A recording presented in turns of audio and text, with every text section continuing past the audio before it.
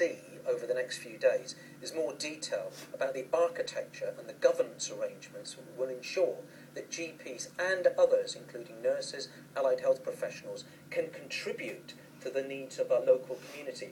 That was certainly absent from the government's initial narrative, and that's been one of the themes that's been coming out during this list. Okay, I mean, Lord Warner, we've touched on it now, discussed in other parts of this programme, the huge political dimension involved in all this, the political hot potato that is the National Health Service. Do you think we will end up, from what we know about the changes that are going to be made to this process, do you think we'll end up with something that's moved at least one or two steps further in the direction that you'd like to see, or is it going to be something designed by committees and it doesn't suit anybody?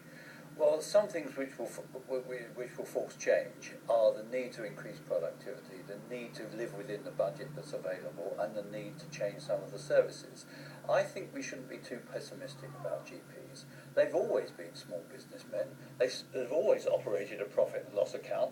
They can still decide at the moment, under the present arrangements, how much money to reinvest in their practice and how much to take out in profit. So nothing will change in that area whatsoever. We're just going to do a model in which GPs are grouped much more into consortia, into bigger groupings, to make some of the commissioning decisions. Okay, and feeling on that from you, Dr. Dixon, I mean, has it moved things forward in terms of that reform for the 21st century that the NHS needs?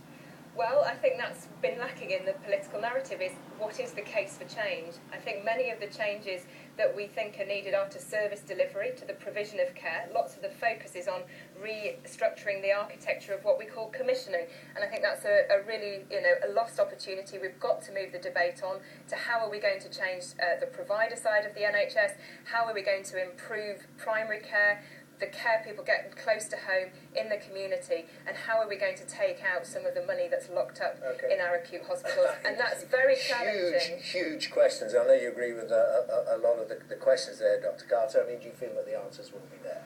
Well, we hope so, because there is still a lack of detail, and we still have a number of major concerns, and we're hoping the Prime Minister can clarify them. And one of the key issues is, what are the governance arrangements for these consortia?